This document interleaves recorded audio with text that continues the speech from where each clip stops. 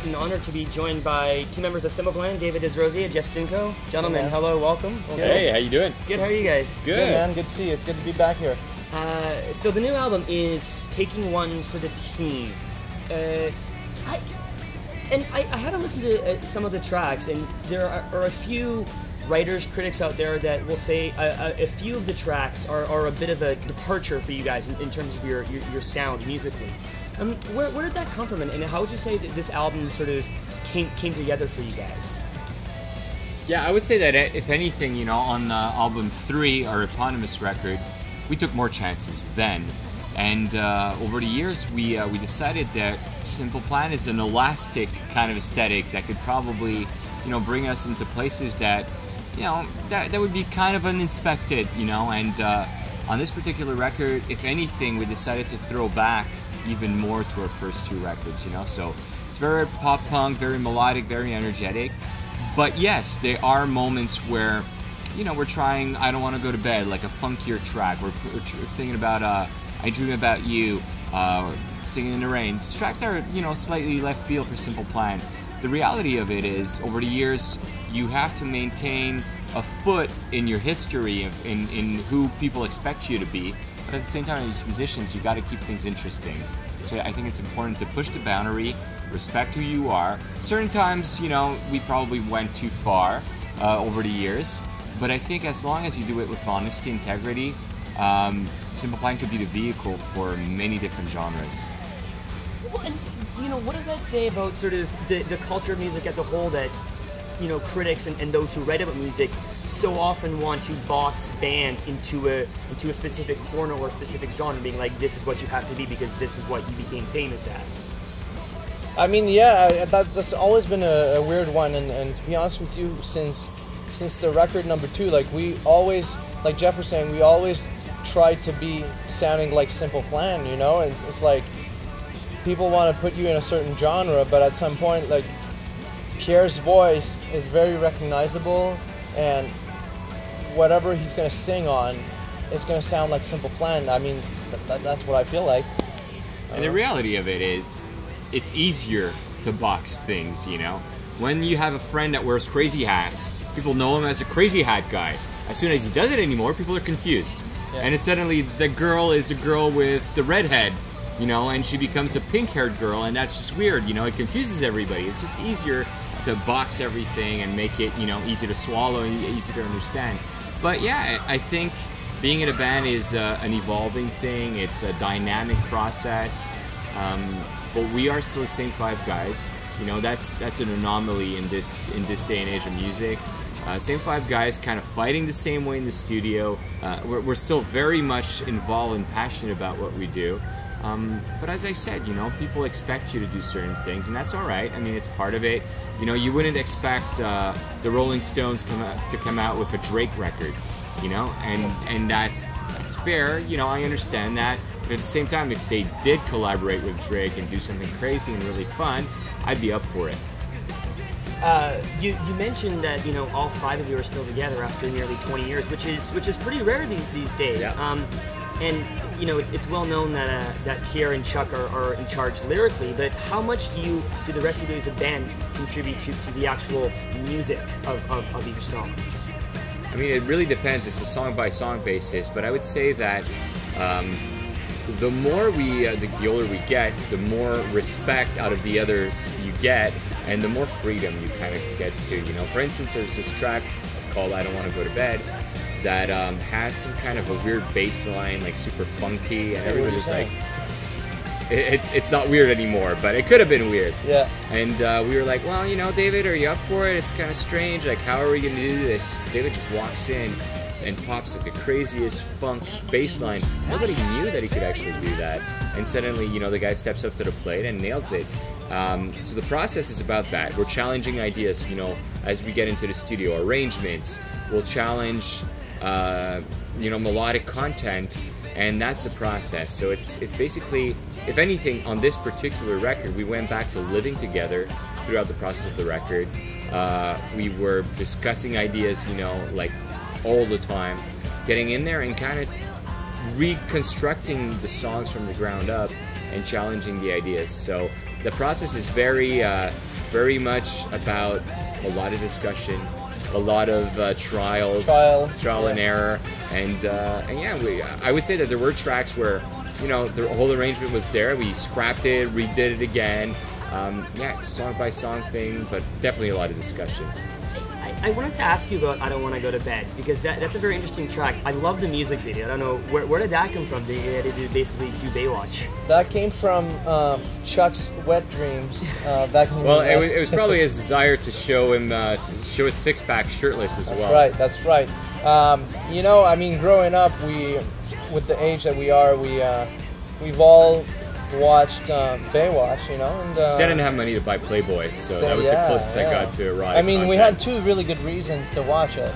More than two. The left and the right one. Yeah, but on every single actress. Yes, that's right. That's a lot of reasons right there. That's a lot of reasons. Now, I saw that David Hasselhoff has a cameo. This is going to be huge. Did you guys reach out to him and say, like, you want to do this? Oh, absolutely. And the guy was a fair player, like super. He's into the joke. Like, he knows that people are kind of laughing at the whole like persona that he puts out, and he's super cool about it. And really, I don't think we could have made that video if we wouldn't have had the cameo. Like, it makes it so funny and so like tongue in cheek, you know, because it's kind of a fine line. It's a tribute to Baywatch, but there's a tongue-in-cheek element to it, and he kind of nails it. At the end, it's like, okay, it's a joke. You know, it's not like five guys thinking that they're too hot and kind of running on a beach. You know, it's clearly a joke. And how did working with Nelly for that track come about? It was a smoky situation, wasn't it? Smoky. I would say that, you know, the intention was very simple. We wanted to kind of bring the song somewhere else, and Pierre's voice, as David said, is pretty unique, pretty recognizable, but it's got some limitations as well. And I don't think that we're gonna hear Pierre rapping or rhyming anytime soon. So it was pretty obvious that we needed to call some help, you know.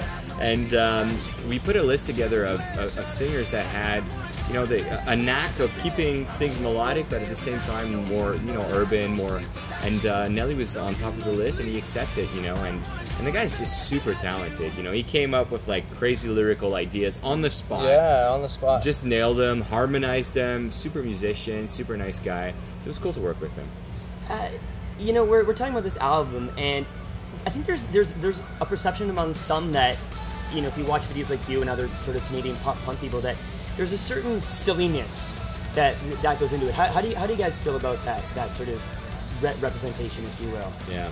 It's because of Celine Dion. There's silliness. You know? Oh shit. Silliness. Yeah. Don't worry about it. It is part of the heritage when you think about Gob, Sum 41. I think it's kind of I don't know how do you say that, a tradition, you know. But at the same time, we've done very serious videos. Perfect. We've done Crazy, Untitled. Yeah, I think it's important to balance it out. And I think as a band, you know, you're showcasing your personalities. A lot of fans love the music, but also love, you know, what we bring out, what we say, and how we say things. So yeah, I think it's fun to poke fun at yourself. And when you have a song like I Don't Want to Go to Bed, you could take it literally and make a really shitty video, you know. Oh shit, I was gonna say something bad. A very kind of like modern pop video, or you could make it a little more fun, and that's the avenue that we chose to take. So I mean, it's you know, it's a case by case thing, but it's always fun to use the imagery of a video to bring people into like a different vibe than what the lyrical content naturally brings you to. You know, given that you guys have been together now for you know, the same group of guys for 17 years, do you ever think about like how you survived together, and you know, if what would you be doing if you weren't doing this at all? I would probably be a pilot. Oh yeah? Yeah, I want to be a pilot eventually, but I'd probably be like a commercial pilot or something. You know what, I had a dad of one of my very close friends told me, dude, just put all your eggs in one basket and just go for it. You know, because when you're actually kind of maybe there, maybe that way, what ends up happening is you're not passionate about anything. So for me, it was all about Simple Plan. It was about music, and I just went like full on, you know. But you could do what ifs forever. You know, I'm in this band and I'm going to keep going as long as, you know, people want to hear us.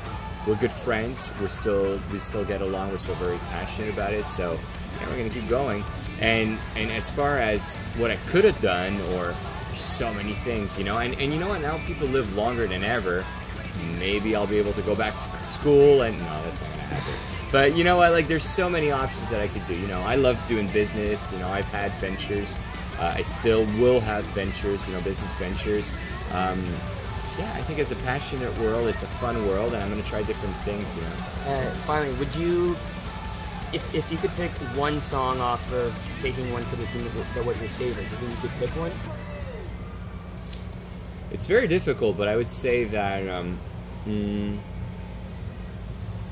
Let me think. I like the faster ones. Like, I love Farewell, Nostalgic. Opinion Overload is actually pretty cool. I'll tell you why. We needed that song to start the show. A kick-ass, fast, energetic song. And that song is exactly the answer to that. That was the mission statement, you know? And the song is also about, lyrically, you know, you're on social networks all the time. You're always, like, answering fans, getting their feedback. And at some point, it's, like, pretty confusing, you know? Do you like that record or you don't? What is it? Like, what's your opinion? And at some point, you just get pretty confused, and you have to shut it down. And you have to go back to yourself and to the band and be like, what is it that we want to do? Without anybody's, you know, telling us what to do, what do we want to do? And that's where the record took us. For me, it would be Kiss Me Like Nobody's Watching. That's a good one. I just like that song. It's just got a good vibe. It reminds me a bit of Tom Petty. And yeah, I don't know, it's nice, it's refreshing. It sounds fresh to me. Well, the new album is Taking One for the Team. Jeff, David, thanks so much, guys. Thank Thanks for doing you. this.